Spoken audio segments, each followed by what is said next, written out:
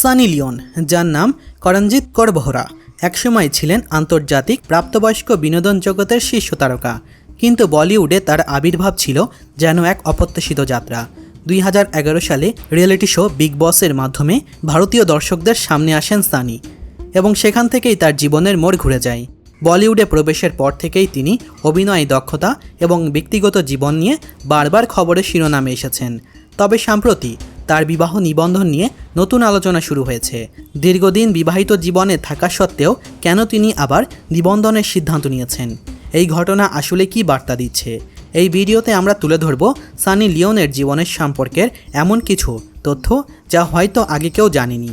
তার জীবনের প্রতিটি ধাপ, বিশেষ করে বলিউডে পা রাখার পেছনে চমকপ্রদ কাহিনী এবং সাম্প্রতিক নিবন্ধনের বিষয়ে তার সিদ্ধান্ত, সবই আপনাদের সামনেই তুলে ধরব। আজকাল সম্পর্কের স্থায়িত্ব যেন পাসপোর্ট এবং ড্রাইভিং লাইসেন্সের মতোই, মেয়াদ শেষ হলেই প্রায়ই অনেকের মুখ ফিরিয়ে নেয়। কিন্তু বলিউডের জনপ্রিয় আইটেম গার্ল সানি লিওন প্রমাণ করলেন ভালোবাসার সম্পর্কের গভীর করতে প্রতিশ্রুতি নবায়নের মাধ্যমেই একটি নতুন অধ্যায় শুরু করা সম্ভব। চলুন দেখে নিই কীভাবে 13 বছরের দীর্ঘ সংসারের জীবনে ড্যানিয়েলের সঙ্গে তার এই নবায়ন মুহূর্তটি নতুন দৃষ্টান্ত স্থাপন করেছে। সানি লিওন ও ড্যানিয়েল ওয়েভার 2011 সালে বিবাহ বন্ধনে আবদ্ধ হন এবং তখন থেকেই তারা নানা চ্যালেঞ্জের মুখোমুখি হয়েছেন। কিন্তু এই 31 অক্টোবর মালদ্বীপের সমুদ্র সৈকতে তাদের ভালোবাসার প্রতিশ্রুতি নবায়ন করে আবারও নতুন একটি অধ্যায় শুরু করলেন তারা।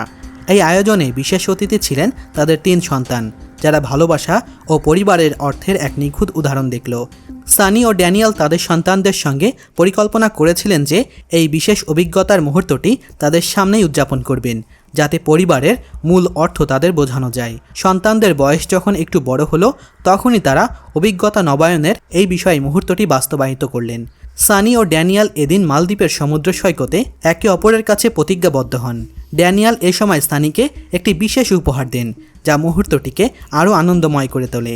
অভিজ্ঞতা নবায়নের মাধ্যমে এই দাম্পতি তাদের সন্তানদের এবং ভক্তদের জন্য স্থায়ী ভালোবাসার উদাহরণ স্থাপন করলেন।